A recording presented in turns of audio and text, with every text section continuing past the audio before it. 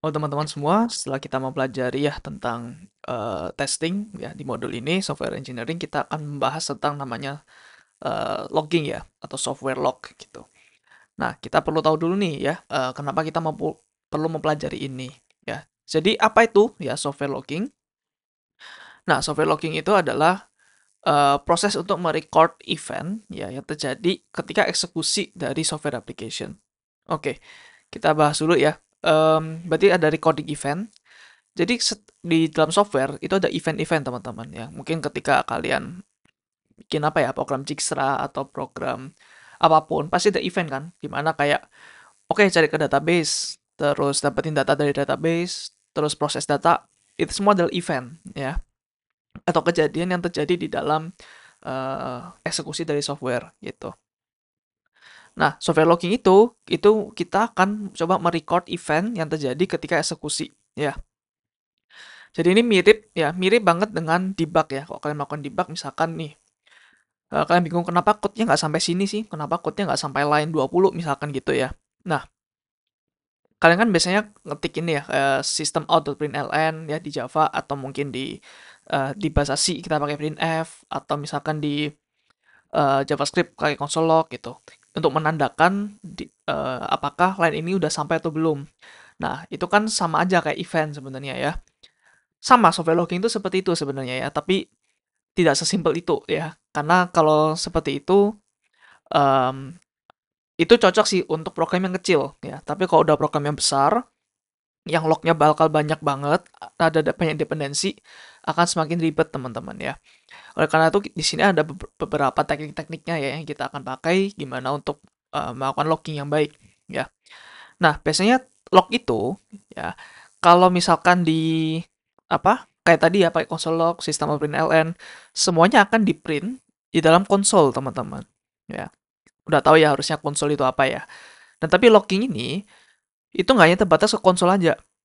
Kita bahkan bisa taruh itu ke dalam file atau bahkan ke remote server ya. Maksudnya mungkin file yang ada di server lain tuh bisa, atau bahkan kirim email tuh bisa gitu.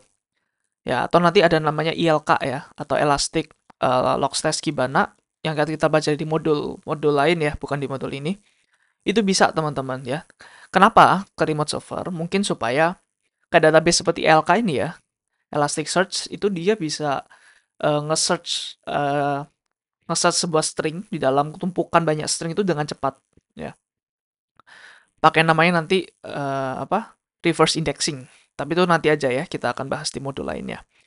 Nah, kita di sini akan mencoba pakai Java aja ya. Karena menurut gua Java yang paling oke untuk melakukan logging sebenarnya, yang paling kompleks juga ya. Karena kalau bahasa lain sepertinya bisa mengikuti Java nanti. Maksudnya nggak sekompleks Java, karena di sini kita belajar yang lumayan kompleks, jadi nanti di bahasa lain bisa lebih gampang gitu ya.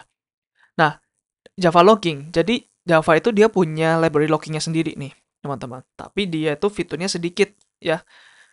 Fiturnya sedikit banget. Nggak fitur rich. Makanya kita akan mencoba langsung memakai yang uh, third party logging library ya. Contohnya seperti ada log4j nanti, ada logback, terus nanti mungkin ada ELK juga gitu, dan lain sebagainya. Ya, kita akan pakai third party logging library. Jadi kita perlu tambahkan dependensi di Java ya untuk logging ini. Nah, nanti di Java ada namanya SLF4j. Ya, kalian mungkin bakal sering lihat kalau misalkan udah sering megang Java ya. Nah, ini adalah sebenarnya library untuk interface-nya aja ke logging. Jadi log4j, logback ini adalah implementasinya, sedangkan SLF4j itu adalah interface-nya ya. Ya, kita udah pernah belajar kan tentang design pattern ya. Ada interface, ada implementation-nya gitu. Jadi SLF4j itu interface-nya, ini adalah implementation-nya. Nah, kira-kira seperti ini ya teman-teman ya. Aplikasi code kita, terus kalau misalnya kita melakukan logging, kita nggak perlu sistem out.println lagi, tapi kita panggil ini aja gitu. Terus nanti bisa dimasang-pasangin nih, mau pakai ini, bebas. Nah, tapi satu note lagi, harus memakai salah satu ya, nggak boleh dua-duanya langsung sekaligus, itu nggak boleh. Gitu, oke? Nah, sekarang kita akan pakai Spring Project ya, dan hati-hati ini pakai versinya 254 ya, karena di sini gue uh, kredit tuh programmer zaman now juga, dia juga pakai versi ini. Kemarin gue coba versi yang baru-baru, it doesn't work ya untuk logbacknya. Jadi ya udah, gue mau coba pakai yang versi 254 aja. Kalau kalian nggak ikutin nggak apa-apa gitu ya. Just lihat aja nggak apa-apa. Yang penting di sini adalah konsepnya teman-teman, konsep logging ya, bukan implementasinya gimana gitu. Oke? Em, ya, jadi di sini ada namanya logger nanti ya. Logger itu adalah kelas untuk melakukan logging. Jadi logger itu adalah kelasnya yang punyanya log4j gitu. Nah, nanti di dalam itu ada kelas untuk membuat konteksnya. Nah, jadi melakukan logging itu harus ada namanya konteks, teman-teman. Supaya apa? Supaya nanti ketika di print kita tahu yang taruh di situ itu siapa, yang taruh logging di situ itu kelas apa gitu. Kalau misalkan nggak seperti itu, misalkan ya kita udah misalkan ada ratusan kelas beserta dependensi-dependensinya, kalian logging nih misalkan tes udah masuk sini gitu ya. Nah, kalian bingung, ini di kelas mana yang manggil ini gitu. Bahkan misalkan nih kalian lupa lupa ngehapus ya, ngehapus line itu gue sering alami sih ya. Gue coba debug pakai itu ya, pakai sistem outprintln. Gue pakai string yang kayak sudah masuk sini gitu. Nah, terus ketika udah selesai bugnya, udah bener, gue mau hilangin itu susah nyarinya ya. Ini di kelas mana gitu. Makanya di sini logger itu harus ada namanya konteks. Supaya nanti ketika dia ngeprint ke konsol, kita tahu itu siapa yang ngeprint, dari kelas mana yang ngeprint gitu. Nah, untuk Java Spring teman-teman, dia tuh menggunakan logback sebagai default underlying logging library-nya. Dia nggak pakai log4j ya. Jadi logback kita nggak perlu tambahkan dependensi lagi gitu. Nah, kalau log4j pakai apa sih? Itu ketika kalian mau enable advanced logging ya. Seperti mungkin asynchronous logging. Nah, asynchronous logging itu kayak seperti logging ya. BTW teman-teman, untuk ngeprint di command line ya, ngeprint di konsol itu berat ya. Kenapa? Karena itu big O of n. N itu adalah jumlah karakternya. Jadi dia itu kayak ngeprint satu baru lanjut line berikutnya. Itu kalau synchronous gitu ya. Jadi misalkan ini console log gitu ya, console log, terus di bawahnya baru integer, misalkan integer A sama dengan 1 gitu. Nah, console log ini harus diselesaikan dulu. Bayangkan kalau ini lognya tuh gede banget. Nah, jadi ini perlu nunggu sampai berikutnya. Kalau asynchronous, itu nanti dijalankan ya secara asynchronous gitu. Jadi langsung aja di sini. Ya, langsung ke line berikutnya tanpa menunggu ini harus selesai dulu. Ya. Nah, itu kita perlu pakai log4j. Nah, log4j teman-teman ini satu note juga bahwa akhir-akhir ini ya kayaknya di tahun 2022, gue lupa 2023 ya. Nah, itu ada bug ya. Ada bug yang lumayan serius. Vulnerability-nya sangat critical karena dia bisa melakukan namanya RCE atau remote code execution di dalam code kita gitu ya.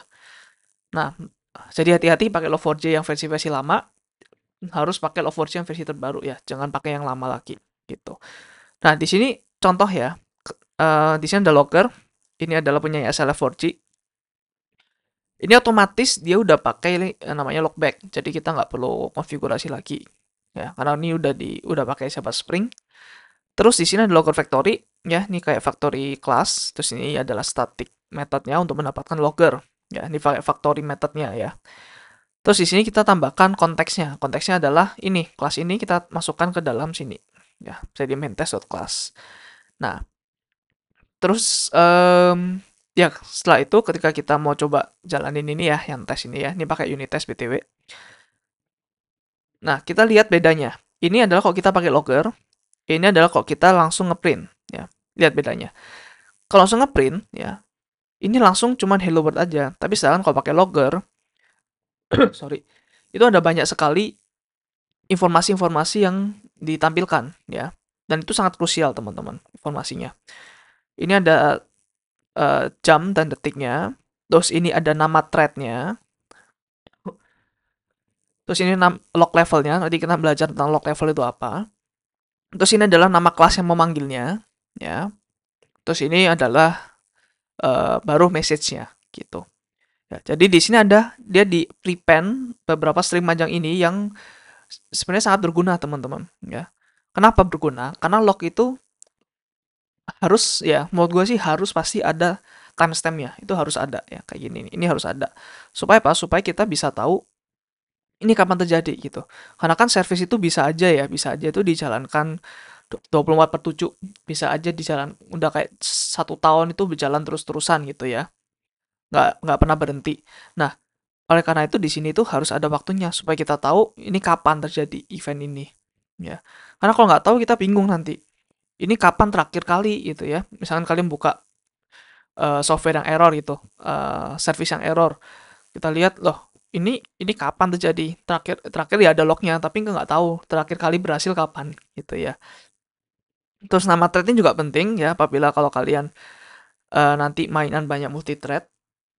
Terus stock level yang akan kita bahas di slide berikutnya ya, ini juga penting. Terus ini baru tadi konteksnya supaya kita bisa lihat ini siapa sih yang taruh tulisan hello world ini ke konsol, yaitu ada di main test ya. Jadi seperti itu teman-teman. Untuk contoh projectnya ya, gua ada di GitHub ya, nanti cek sendiri di GitHub di Modul Software Engineering dan di logging ya. Kita ada logging demo di sini. Nah, kalau dilihat di sini ya, kita lihat yang di sini dulu ya. Nah, main test ini, nah dia seperti ini ya. Kita coba jalankan yang ini. Kita lihat hasilnya. Oke, masih menunggu.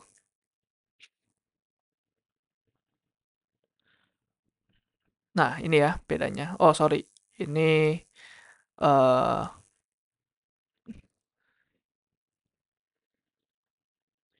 sebentar. Ini console appender. Oke, pakai yang konsol saja. Ya, kita coba run lagi ya, teman-teman.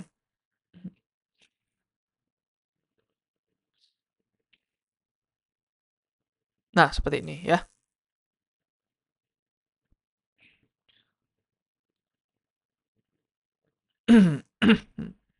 Nah, di sini kelihatan detail ya. Ada ininya, terus ada nama thread-nya, ada log levelnya, terus ada nama kelasnya apa, terus baru hello world di sini. Ya, ini juga sama seperti ini. Gitu. Oke. Jadi itu basic untuk logging ya. Oke, kita akan lanjut ke namanya log level. Jadi log level itu apa sih? Tadi ya yang info itu ya. Jadi log itu ada level-levelnya teman-teman ya. Klasifikasi of logging untuk mengindikasikan severity of importance of a log message. Jadi nggak semua log itu penting teman-teman ya. Nggak semua log itu penting. Ada log itu yang tujuannya untuk kayak good to know aja. Ya, event apa yang terjadi. Mungkin kita mau mengulik dalamnya banget ya. Itu bisa. Tapi ada level di mana log ini penting banget. Misalkan, oh gagal connect ke database nih. Atau misalkan gagal parsing atau apa gitu ya.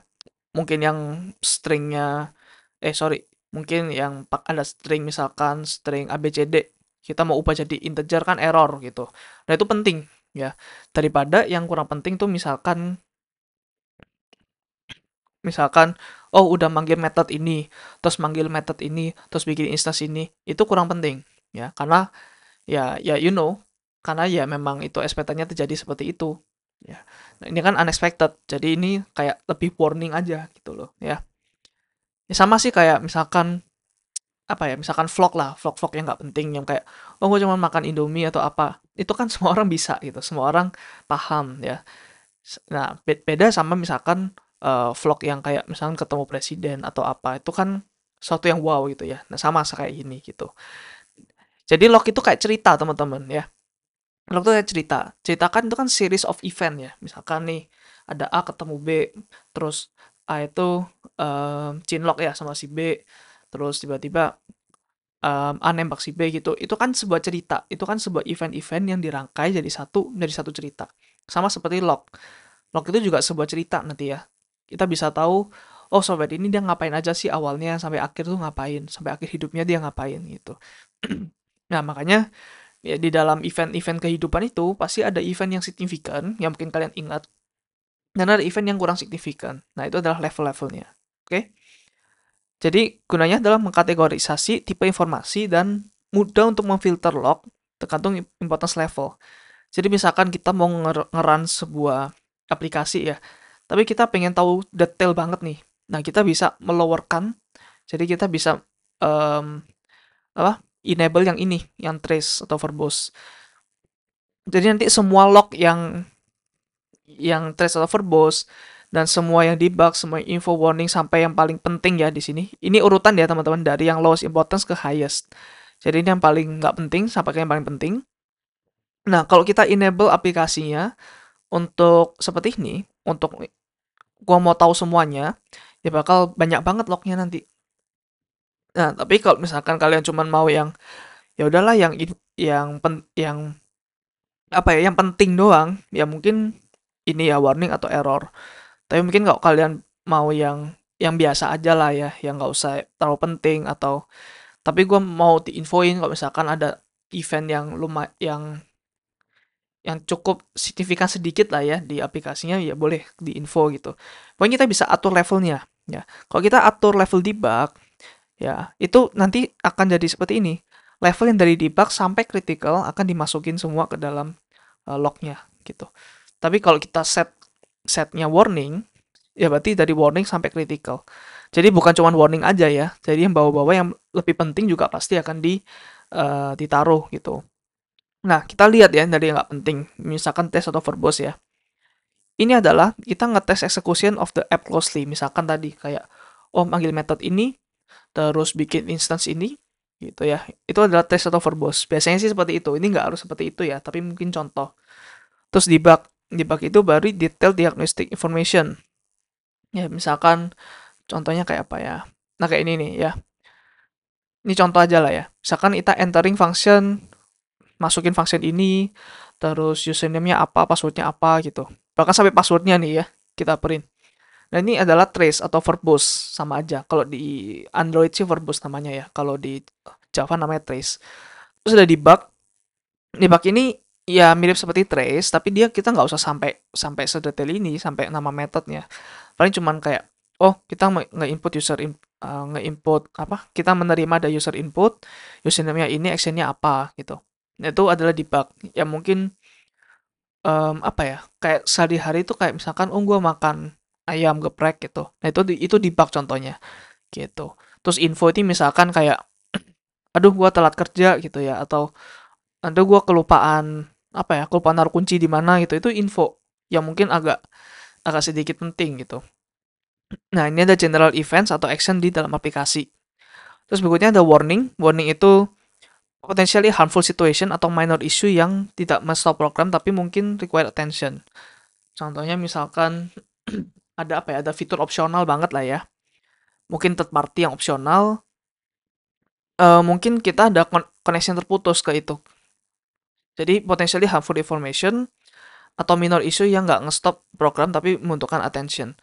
Contoh lagi misalkan oh storage-nya udah naik ke 75% nih gitu. Programnya nggak akan mati, tapi itu warning aja kalau hati-hati nih habis ini bisa nge-stop nih gitu. Jadi potentially harmful ya, potentially harmful. Masih belum harmful, tapi masih potentially. Nah, kalau error itu adalah event yang mengindikasikan failure in a specific part of the application. Jadi ada sesuatu yang gagal nih, misalkan kayak login ya, misalkan oh gagal connect ke database. Jadi gua nggak bisa ngeautentikasi orang ini gitu. Sorry, ini gue naikin dulu ya. Misalkan gitu ya, kayak nggak bisa connect ke database, jadi nggak bisa. Jadi orang yang nanti login akan dapat error di websitenya gitu. Nah, itu error. Tapi error ini software-nya masih berjalan gitu. Mungkin untuk satu request itu aja yang gagal, tapi request berikutnya baru bisa. Nah, itu error. Kalau critical atau fatal, nah ini adalah severe error events yang menyebabkan aplikasi untuk berhenti total. Ya, contoh misalkan satu event ini sangat bergantung banget sama database ini. Karena service ini hanya untuk insert ke database misalkan gitu. Nah, kalau database-nya mati, ya nggak guna itunya, service-nya. Jadi langsung di stop aja gitu ya. Atau contoh lagi misalkan hard disk-nya udah sampai 100% atau CPU core-nya udah sampai 100% gitu. Nah, itu kan pasti nggak mungkin dilanjutin ya service-nya ya. Pasti akan dimatikan langsung. Nah, makanya ini namanya critical atau fatal gitu. Nah, ini event misalkan kalian udah mati ya, itu adalah event yang sangat-sangat penting kan gitu. Ya. Oke. Nah, ini adalah gimana caranya ya kita mau nge-lock berdasarkan event-event tertentu. Sorry, lock level tertentu. Jadi tadi kita udah lihat di sini bahwa ada lock.info ya. Berarti ini locknya levelnya info nih. gitu. Tapi kita bisa sampai trace, debug, info, warn, error. Nah, di Java itu nggak ada critical, teman-teman. Atau di SLF4J itu nggak ada namanya critical. Ya, sampai error aja maksimal. Nah, jadi kira seperti ini kalau log ya. Contoh info, misalkan kalian mau buat web server. Nah, nanti kasih tahu nih, oh servernya udah started loh di port 8080 gitu. Nah, contohnya kalau warn ya, this space is running low di uh, file system ini. Kalau error, ini contoh. Gagal connect ke database, connection refused. Terus kalau error, kalau critical, system out of memory. Ya, memorinya udah 100% full. Mungkin dia mau ambil swapnya juga full juga. Ya udah, dia initiating shutdown. Dia akan langsung matiin gitu. Ya.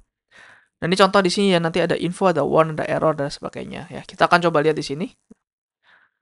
Nah, level test ini ya. Jadi ada macam-macam. Kita coba run. Ini contoh ada debug, info, warn, error gitu. Ya. Kalau tesnya kenapa nggak bisa? Karena gue udah set di sini sih tadi ya. Coba gue set di sini misalkan trace. Oh, sorry. Gue set di sini adalah trace ya. Kita coba lihat. Nah, trace-nya kelihatan nih sekarang. Sekarang gue coba mau yang gue nggak mau trace deh. Gue nggak mau trace sama debug. Gue mau sampai info sampai critical aja gitu. Gimana? Ya, ya udah kita nanti ganti aja di sini. Ya, info gitu. Ya. Ini tenang aja teman-teman. Nanti gue akan bahas ini apa, file ini apa. Tapi ini gue cuma mau intermezzo aja untuk ngeliatin ke kalian log level seperti apa. Nah, ini ya. Mulai dari info sampai error aja nih yang ke print. Seperti itu teman-teman ya. Nah, by default, Logpack itu pakai login level debug. Jadi kalau kalian fresh ya, mengikuti gua dari fresh, bikin IntelliJ dari awal, bikin Spring dari awal, otomatis dia akan debug by default. Jadi trace itu nggak akan dilihat ya. Oke. Terus, nah di sini kita akan memakai namanya configuration file ya. Logging configuration file. Nah, ini namanya adalah logback.xml ya. Kalau misalkan ada di main Java-nya. Di sini kita pakai testing ya. Jadi kita pakai logback-test.xml di sini. Masuk di dalam resource ya, teman-teman ya. Kalau di sini gimana? Sama di dalam resource juga. Nanti namanya logback.xml. Nggak ada dash testnya gitu. Nah, di sini ada macam-macam sih sebenarnya teman-teman ya. Tapi ini yang paling sederhana sih sebenarnya. Oke, di sini ada namanya root level ya. Root ini berarti semua kelas di dalam sini, termasuk dependensinya gitu. Terus levelnya mau di mana gitu. Terus di dalam itu ada namanya appender. Nah, jadi appender itu yang tadi ya, gua kan sempat bilang kalau misalkan logging itu bisa dimanapun, mau di konsol, mau di file, mau dimanapun tuh bisa. Nah, ini contoh misalkan gua mau di konsol nih. Jadi ini ada appender ya. Terus kelasnya tuh ini, miripin ya, samain ya. Ada ch.qs logback core console appender di sini. Namanya ini bebas ya. Yang penting ini samain di sini karena ini mereferensi ke ini gitu. Terus ini encoder, terus ada patternnya apa. Nanti kita belajar tentang pattern ya. Tapi di sini ada nama encoder terus pattern apa gitu. Jadi yang penting di sini kita kasih tahu kalau kita mau di konsol ya, bukan di file dimanapun, dan log levelnya error untuk semua kelas. Terus di sini kita bisa override si ininya. Karena ini kan global ya. Global semua kelas itu pakai ini. Tapi kita bisa override dengan ini nama logger. Logger terus name-nya. Nah, ini adalah nama awal dari package-nya. Nah, di sini kan package kita namanya 62.swe ya. Nah, ini. Nah, ini bebas sih sebenarnya mau mau depannya doang atau mau sampai dot belakang tuh bebas. Yang penting dia tuh kayak nge-scan the whole package di sini gitu. Jadi nanti kelas-kelas yang package-nya ada 62 ini di depannya levelnya debug ya. Ini hanya untuk override aja. Ya, kita coba lihat di sini ya. Ini kan sekarang root-nya jadi misalkan error gitu ya. Misalkan error di sini masih info ya. Kita coba bikin di sini. Harusnya apa nih ya? Harusnya kan tetap info ya karena kita override nih. Nah, harusnya info one error. Tapi kok kita hapus ini ya, kita coba run lagi. Nah, dia akan error doang karena nggak ada yang di override gitu ya. Jadi gua balikin dari awal ya. Oke. Em, ya jadinya seperti itu ya. Ini gimana cara kita mengatur levelnya, log levelnya, terus konfigurasinya seperti ini, bentuknya XML ya, di dalam configuration semua. Terus oh ya, konfigurasi ini harus diisi ya dalamnya ya. Kalau nggak diisi nanti nggak kelihatan tuh log-lognya. Ya, karena dia nggak tahu gue mau ngelog kemana gitu. Makanya kita harus define ini semua. Ya, jadi tadi root itu globalnya, terus level globalnya apa. Terus ada appender. Appender itu ya tadi ya, mau di konsol atau nanti mau di file atau mau di SMTP ya, lewat email atau mau dimanapun bebas. Terus ini untuk nge-override si global ininya ya, global levelnya. Nah, ini beberapa contoh appender ya. Ada console appender, nanti ada file appender. Itu terus ada lagi rolling file appender, nanti kita belajar ini ya, rolling file itu apa. Terus ada async appender, oh ternyata bisa juga untuk asynchronous, teman-teman pakai logback ya. Terus ada namanya syslog appender. Syslog itu BTW adalah sebuah file log, tapi di level operating system gitu. Biasanya sih kalau di Linux ada di var/log syslog gitu ya. Nah, tapi jarang sih, biasanya sering itu ini, 3 ini. Mungkin 4 juga ya, misalkan kalian worry about performance. Oke? Nah, kita belajar ini teman-teman ya. Kita belajar pattern di sini. Pattern ini apa sih gitu ya. Jadi pattern itu kita mau bikin ini loh. eh apa yang di depan dari log ini mau apa? Mau informasi apa aja. Jadi ada banyak sih. Misalkan gue mau tanggal tanggal atau sampai ke level jam, detik, even millisecond. Terus ada thread, ada levelnya, terus ada konteksnya, terus baru berikutnya adalah message-nya gitu. Nah, kita bisa seperti ini ya. Di sini ada persen D itu berarti date ya. Berarti kalau ada banyak persen tuh dia mau mempreproses sesuatu. Terus ini adalah formatnya ya, yang ada curly bracket ini. Formatnya mau apa? Oh, gue mau jam, menit, sama ini, sama detik. Terus ada titik S besar ini adalah millisecond ya gitu. Nah, seperti itu. Terus persen thread di dalam kurung kotak ya. Jadi ini nama threadnya main. Terus ini level ya. Ini 5 apa? 5 itu artinya kayak ini sih mengikuti formatnya C ya, bahasa C, printf. Jadi ini kayak kita mereserve 5 5 apa namanya? 5 space, terus nanti diarahin ke kiri gitu. Jadi misalkan ada info, berarti gini nanti info ya. Terus ini baru ini dibiarkan kosong. Jadi yang penting the whole ini itu ke reserve 5 ya, 5 space. Terus baru berikutnya adalah spasi di sini, baru berikutnya spasi. Ya, kenapa kok kalian lihat di sini? Ini tuh untuk menyediakan ruang kosong ya, supaya ininya tuh align gitu, supaya bagus lihatnya, supaya enak gitu loh. Ya. Oke, berikutnya logger ya, logger 36 berarti ini em, apa? Ada namanya logger, terus patternnya berarti 36 apa 36 space gitu ya. Di luar itu nanti akan dipotong. Gitu. Terus berikutnya ada dash ya di sini dash, terus baru message-nya yang kita masukin ke dalam function tadi ya dalam function log.info atau log apa itu adalah persen msg. Terus persen n adalah enter gitu. Sekarang kita akan coba ganti ya, misalkan nih. Ini kan konsol, oke. Kita ganti misalkan mau ada harinya juga ya. Terus ada bulan.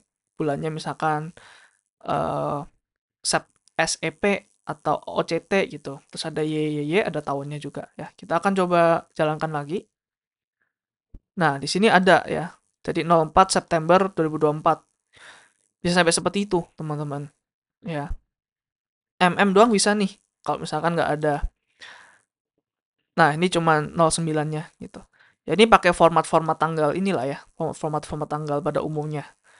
Ya. Ini BTW adalah em, referensi ya, referensi beberapa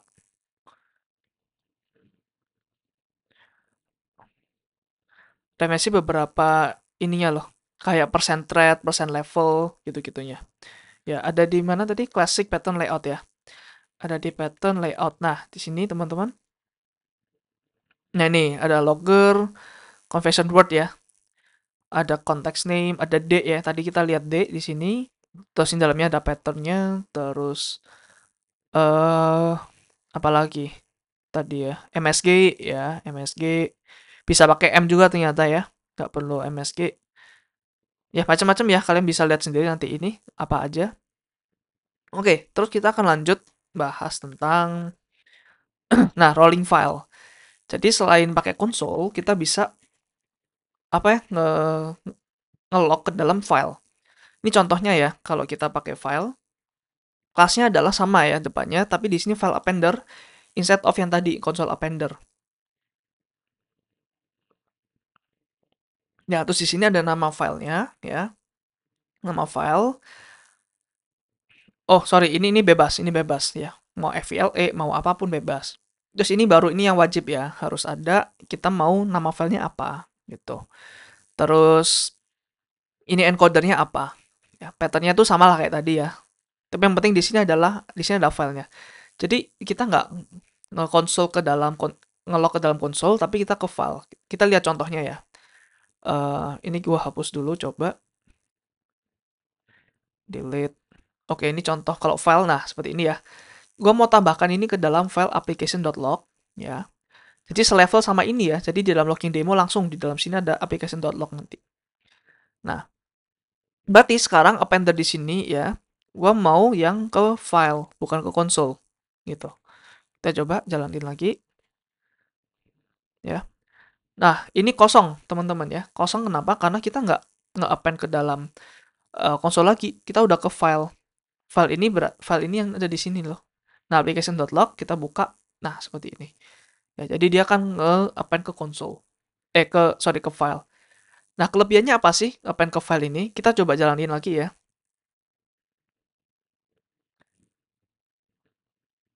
Nah, kelebihannya ini. Dia bisa nambah terus gitu loh. Ya. Kalau di konsol, ketika kita refresh, ya kan dia kan hilang ya. Konsol yang running sebelumnya kan bilang. Tapi kalau di file kan dia persistent nih. Ya, dia kan disimpan dalam disk. Jadinya dia bisa tahu historicalnya gitu. Ya.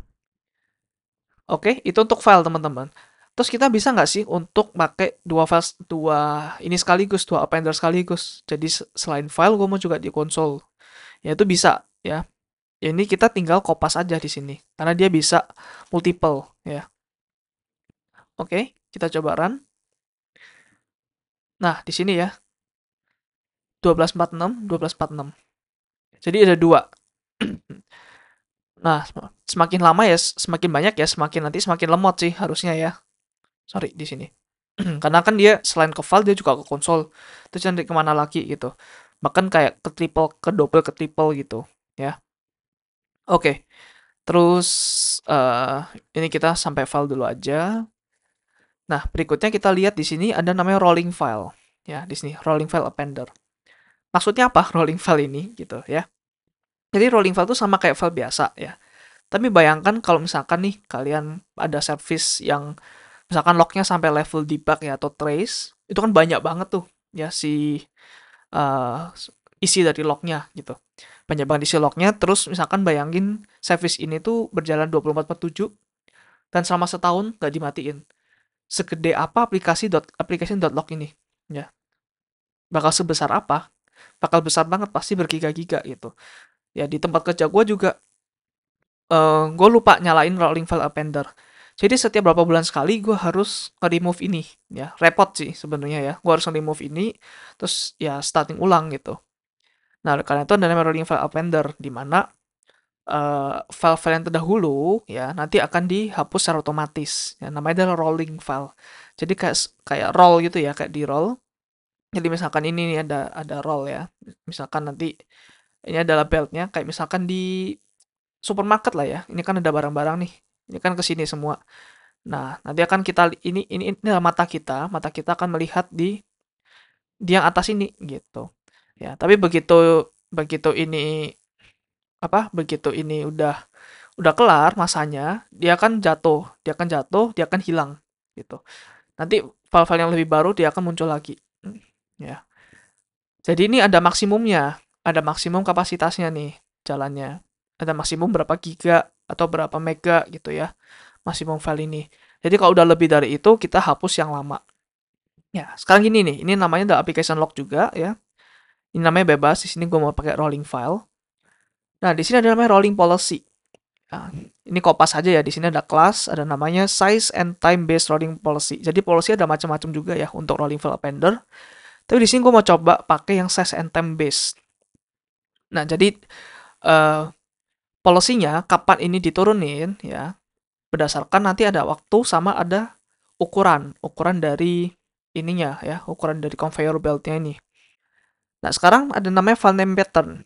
Nah, jadi instead of application.log, nanti gue maunya seperti ini. Application dash, gue mau juga tambahkan ini, tambahkan tanggalnya gitu. Jadi di sini gue bisa lihat ini tanggal berapa sih? Ya, ini tanggal berapa. Terus ini ada baru persen %i. Ya, di sini persen %i. Ini adalah urutan keberapa lognya gitu. Ya, ada macam-macam ya policy-nya. Jadi misalkan nih, misalkan i-nya misalkan di set maksimum 20, jadi 21 ya. Jadi kalau misalkan ada 21 lagi, nanti yang apa namanya? Yang 20 ini kan yang paling lama ya, yang paling old. Nah, jadi nanti akan nambah lagi satu di sini ya, nambah lagi di yang 1.log, terus 20-nya akan dihapus gitu. Nanti 19-nya akan jadi 20, 18-nya akan jadi 19 dan seterusnya gitu ya. Itu namanya adalah rolling kan. Digeser satu, digeser, digeser, digeser gitu. Nah, sekarang itu adalah strategi untuk yang I-nya ya. Gue nggak tahu ini namanya apa I ini ya. Tapi kita di sini akan coba strategi yang namanya size and time. Nah, di sini maksimum file size-nya ada 1 kilobyte untuk setiap lognya ya. Jadi kalau udah lebih dari 1 kilobyte, dia akan bikin ini baru ya. I baru ini yang ada di sini. Dia akan bikin file baru gitu. Ya. Terus di sini max history 30. Artinya adalah file ini itu maksimal harus ada 30 file. Setelah itu dia akan kayak tadi ya, kayak akan nge-shifting lagi ke bawah kalau udah selesai. Terus total size cap ya, jadi the whole total ini ya itu harus 1 gigabyte. Jadi meskipun historinya ini misalkan masih 25 ya, tapi total size-nya udah lebih dari 1 GB ya. Nah, ini dia akan tetap nggak akan sampai 30 ya. Sampai 25 pun akan dihapus yang udah lama. Nah, kayaknya seperti itu ya rolling file. Terus ini adalah contohnya ya. Ini patternnya lah kayak biasa encoder pattern ya. Kita akan coba tes di sini. Ya hati-hati ya. Ini tesnya harus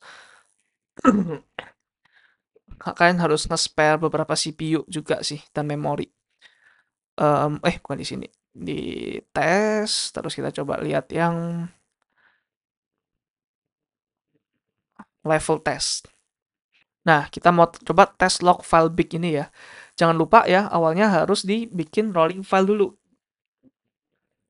Jangan pakai yang file biasa, nanti filenya akan meledak, teman-teman. Nah, kita sini pakai yang rolling file ya. Nah, kita lihat di sini rolling file. Ini ya.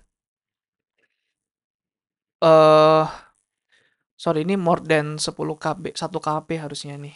Nah, jadi max file size-nya tuh harus 1 kilobyte, max history harus 30, total size cap-nya 1 giga gitu. Sekarang kita akan coba run yang ini. Yang mana tadi? Nah, ini 100.000 ya, 100.000 kali. Dan gua akan nge-run berarti setiap 6 kali. Berarti total ada 600.000 ya. Total ada 600.000. Makanya di sini gua harus enable sampai trace. Ya, sampai trace. Oke, jadi 600.000 ya. Kita coba lihat di sini. Ya, kita run.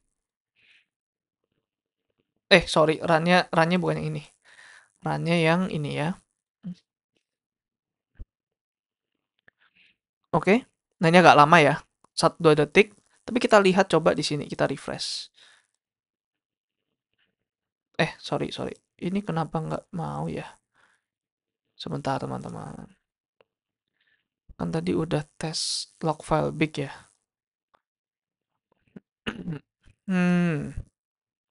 Kita run lagi coba. Nah, ini ya. Jadi kita run 100.000 kali. Terus setiap ini dia ada lock-lock lagi nih, nambah-nambah terus. Tadi kan maksimal locknya sampai 30 ya. Ya ini sampai 30 nih, udah sampai nih. Gitu. Jadi ini lock yang kelima ya, maksimum 1 kilobyte ya untuk ini. Jadi di line 256 ternyata udah lebih dari 1 kilobyte. Jadinya dia bikin nanti file baru ya, yang 4.6 ini. Gitu. Ya kita bisa main-mainin sih, nanti bebas ya. Kalian boleh main-mainin juga. Misalkan gua mau ini maksimumnya misalkan cuman 10 KB deh ya. Jadi misalkan maxi story-nya itu sampai 30 udah kelar gitu. Ya coba ya. 15 ya, 15 KB ya. Eh jadi mana nih? Nah, kita coba run lagi.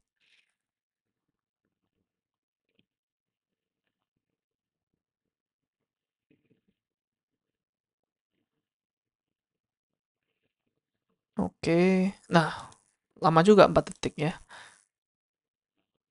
Sebentar. Ini kok belum kebikin ya? Coba, sorry. Gua coba jalanin lagi ya, teman-teman ya. Kita run lagi.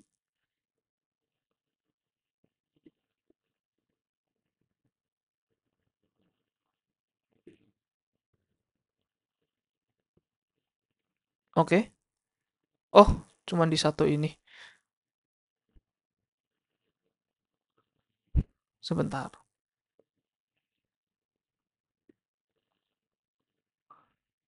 Hmm. Oke, kayaknya terlalu dramatis sih seperti ini. Bentar ya, sorry. 100 KB deh, gitu. Gimana?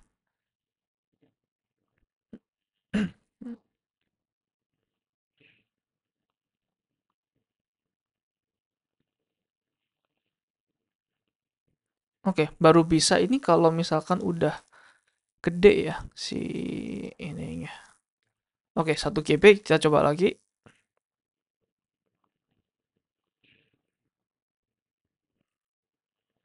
Oke, ini somehow agak sering error ya ini ya.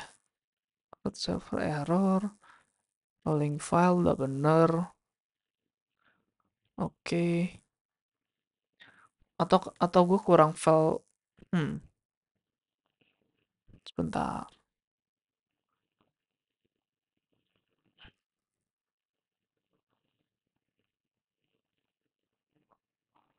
Oke. Aneh ya, di application.log ini bahkan even nggak ada loh ininya. Oke, kita coba run 2 kali dah ya. Ada di file dan ada di console. Coba. Satu lagi di console ya. Gue penasaran apakah beneran dibikin atau enggak sih ininya. Nggak beneran dibikin ya ini ya.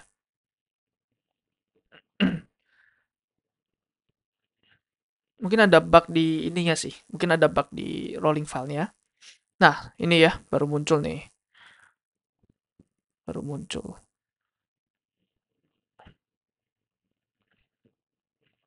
Oke, sorry untuk eh ya, entah kenapa ya sering banget error di sini. Coba kalau misalkan gue tadi ya 15 KB. Jadi ini gue hapus semua dulu ya. Gue coba run lagi.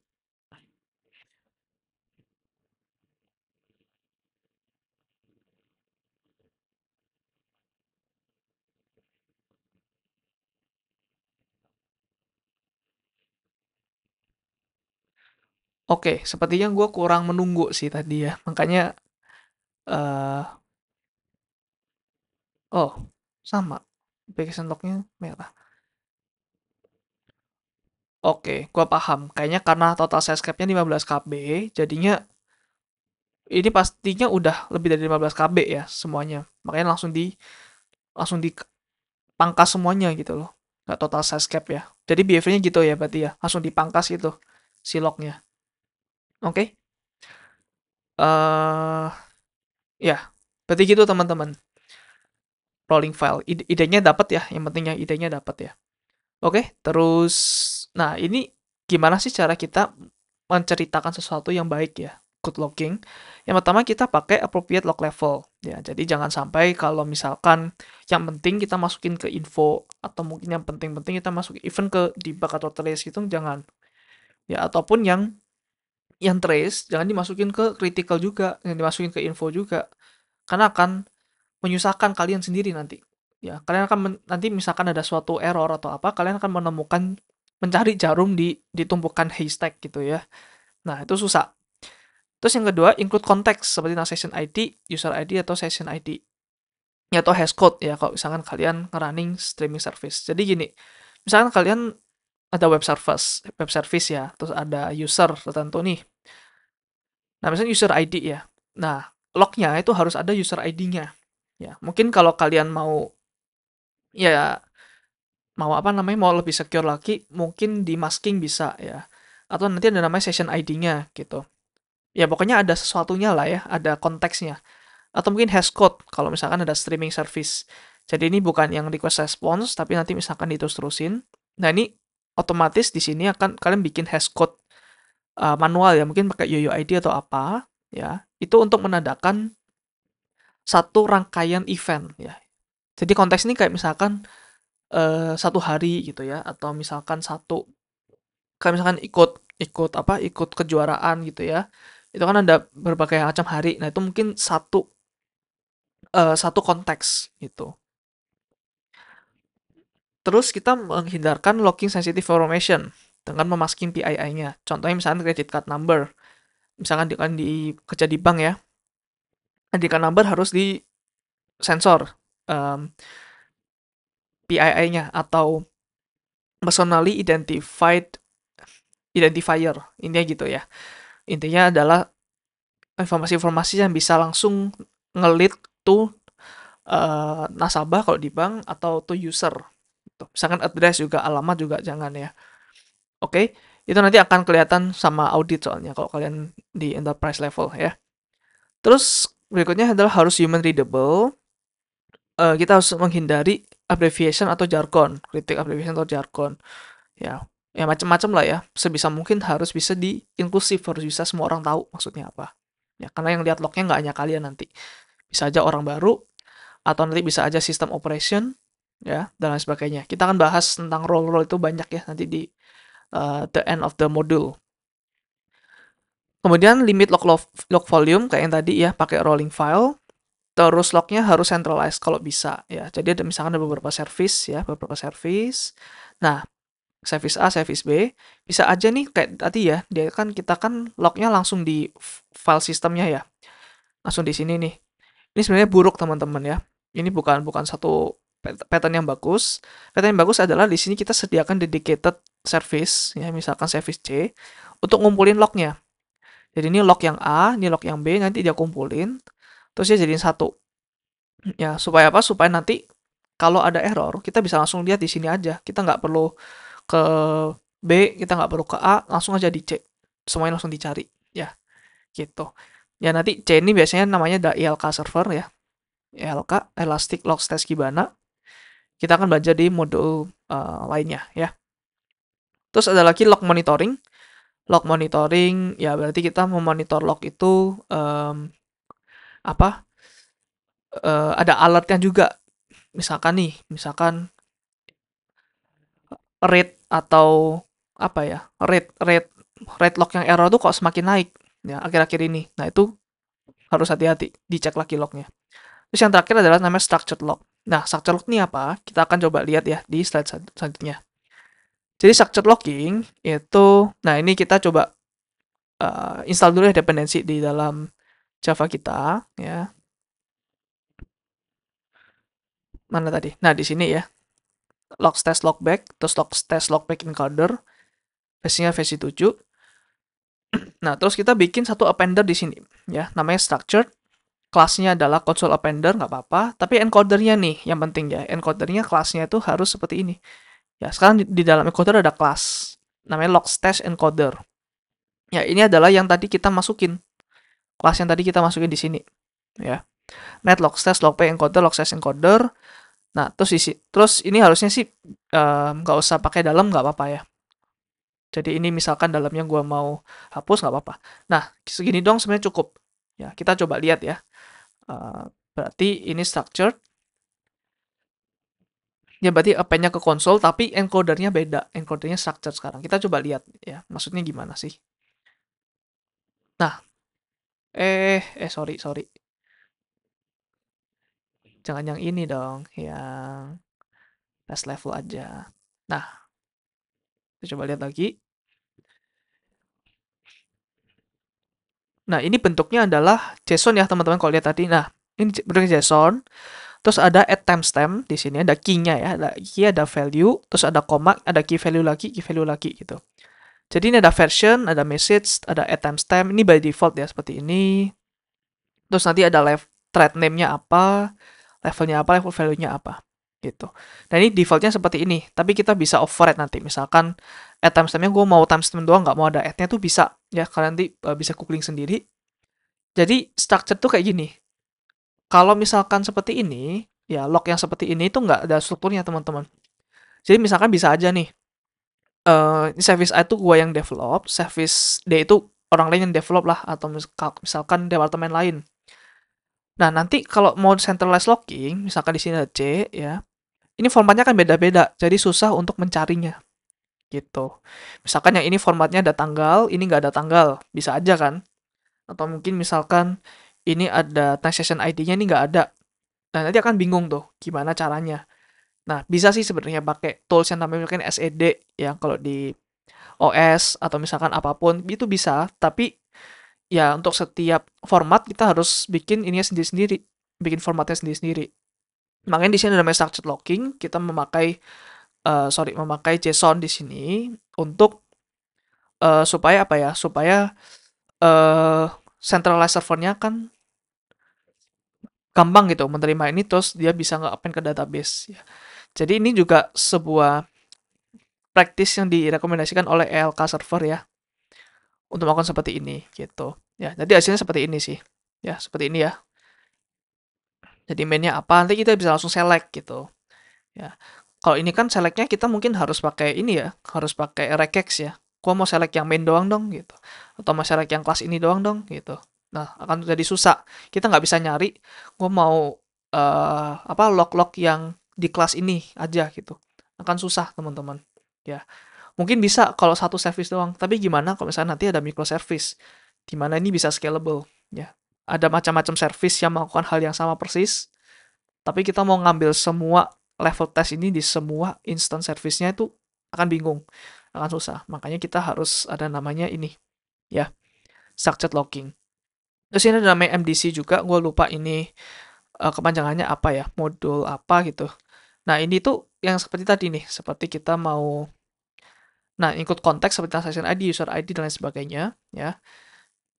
Karena user ID ini, ya biasanya sih kalau nggak ada MDC, user ID ini bakal dimasukin ke dalam function-function yang lain. Misalkan function A manggil function B gitu ya. Atau manggil kelas ya. Ini kan masing-masing punya konteksnya masing-masing nih. Nah, tapi kan untuk setiap log kita harus ada informasi tentang user ID-nya atau transaction ID-nya.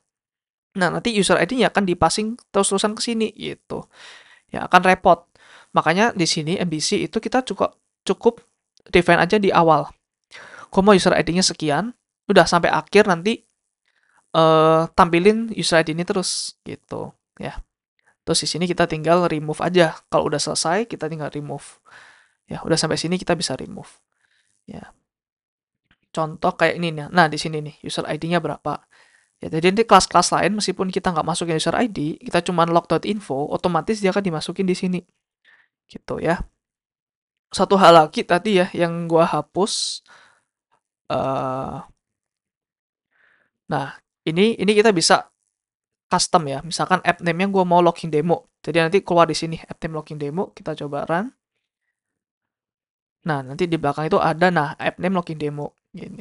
Mungkin kelihatan redundan ya, kenapa setiap log harus ada ini gitu.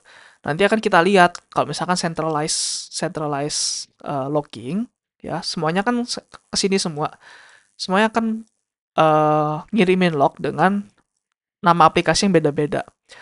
Jadi nanti kita bisa langsung query di sini lebih gampang. Ya. Jadi itu teman-teman untuk logging ya. Kita udah belajar banyak tentang logging, gimana implementasinya di Java ya. Untuk di bahasa pemrograman lain harusnya sih lebih gampang tadi ini gitu. Kita belajar juga rolling file itu apa, terus structured logging itu apa, ya. Centralized logging gimana, cara bikin logging yang bagus gimana, kenapa harus logging, ya kita udah belajar itu semua. Thank you teman-teman udah nonton sampai akhir. Kalau kalian merasa terbantu, bisa melakukan donasi lewat link sampai di deskripsi di bawah ya. Thank you guys, semoga membantu. See you in next video. Bye bye.